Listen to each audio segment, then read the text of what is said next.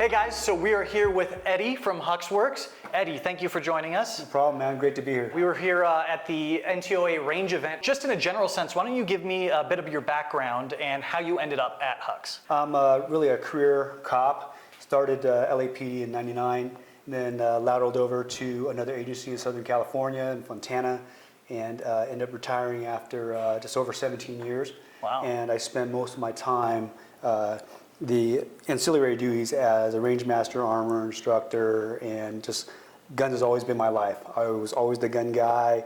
I love shooting. I love geeking out in the components of a weapon, the ammo, scopes, red dot, you name it.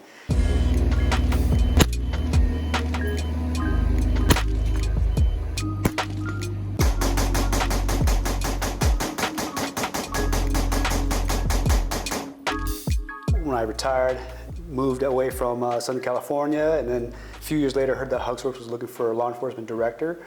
So, I applied, I interviewed, and met with the CEO, and I got lucky. And they picked me up as the LE director, and I take care of sales for law enforcement nationwide.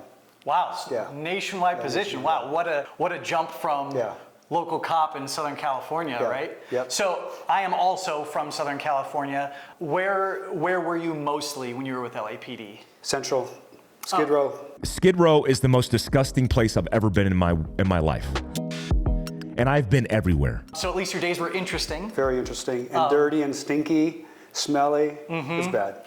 I've since escaped about 3 years ago, and everyone I'm talking to there says that basically the footprint of Skid Row is like tenfold now. Yeah, it's crazy. Yeah. The largest homeless population in the nation. And it smells like it. It does. It does. So you mentioned that you're like a big gun geek, right? So is it anything with a specific era or specific type of firearm that you like really get into? Just anything cool. I like digging into it. I like learning about it. I'm always learning about new weapons platforms and how they work and who used them. I feel like I know a lot, but I think that there's more for me to learn. And I'm always just learning from everybody.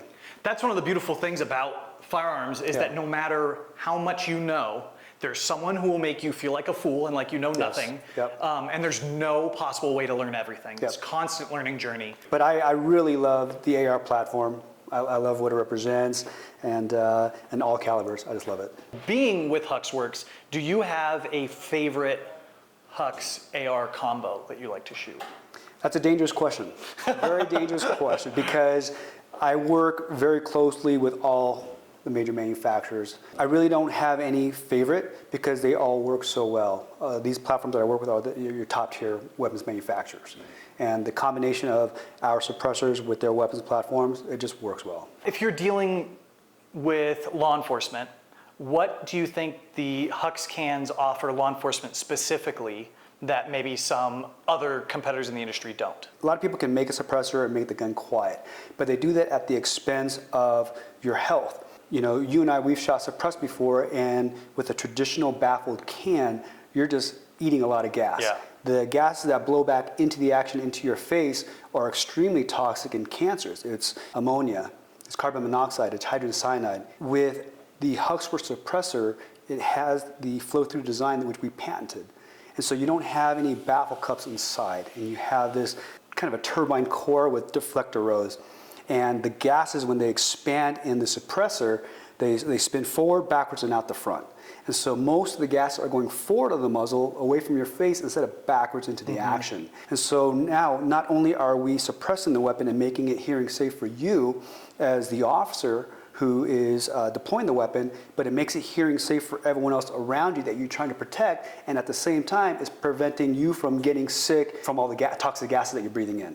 So it is the can that satisfies, OSHA requirements for toxic gas mitigation, because it's pushing all that stuff, all that nasty stuff forward.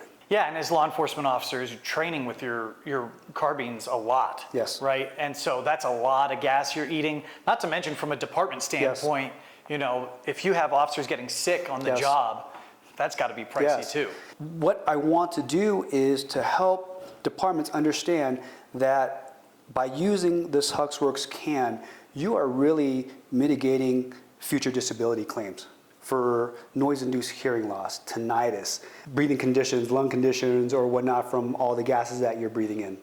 It's really mitigating future medical claims. Can you explain to me some of the pros and cons of choosing either a traditional metal suppressor versus one made with additive manufacturing? What we're finding is that our 3D printed cans are extremely durable, more durable than our CNC machine cans. And from the direct laser metal sintering, right? Direct metal laser sintering, that's what it is. Got it. The process in which the suppressors are made is that the layers of steel are bond to each other stronger than the CNC machine. I see. Yeah.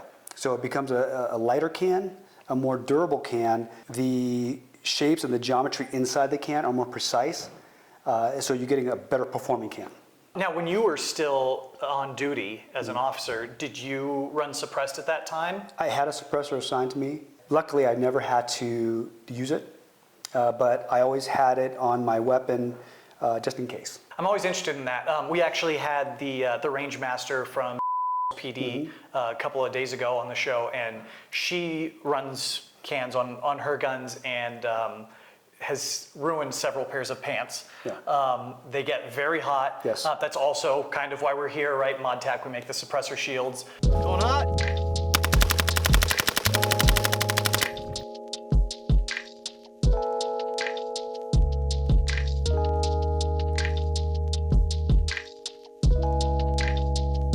And they just look so juicy Yes, with the they Hux look can. awesome. Yeah, they do.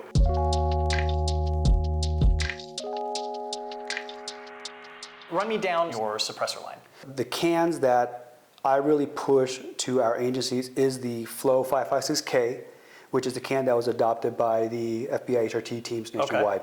And then the Flow 762 tie cans for your 30 cal cans. Really is for 300 Win Mag all the way down to 556. Okay. And those are the two cans that I push the most for law enforcement because those are the best cans that we offer. You can have a good, better, best option. You got to go for the best. Yeah, when your life is at stake, when you're Yes. really staking everything on this, not just your life, but the lives of everyone around you Yes. that you're trying to protect, Yes. you got to have the best. Yeah, got Now with that tie, I imagine that stands for titanium, Titanium, right? yep. There's obviously always internet babble about things, Sure. specifically with titanium, the durability, Mm-hmm. right? Are those more intended for bolt guns, or are they durable enough to run on a standard UPR? Anything you want. Bolt gun, DI gun, piston gun, they all work. All of our cans pass the SOCOM durability stress tests. They're full auto rated, they have no barrel minimums. They have very minimal point of impact shift, but once you zero it, it's a repeatable zero. Every agency that I have worked with that has done their own independent testing with our Flow 762 tie can is that they're getting tighter groups versus unsuppressed. And they're actually getting tighter groups versus other suppressors. And the reason why is because as the gases are expanding and going through the can, it's going in that same right-handed twist. It's coming out in that same right-handed twist, which is what the projectile is already doing because the barreling. Wow, so it's almost like having a barrel extension. Yeah. Wow, that's really cool. When you retired and you moved over to Hux, I guess the easier way to ask this is how long have you been in the firearms industry versus in law enforcement? Prior to Huxwrx, I was already in the firearms industry. Okay. So I would say a total of, right now, 6 years, Oh, okay, 5-6 years. okay. Yeah. What would you say is your, other than obviously getting to play with all the guns, what is your favorite thing about working in the firearms industry? The best thing about the firearm industry is that people here really are here to learn. Everyone that I've met with in the industry are actually very humble. They are always willing to learn. They're experts in their fields, okay? We are all experts in what we do, but everyone has a very open mind and willing to learn from the next guy.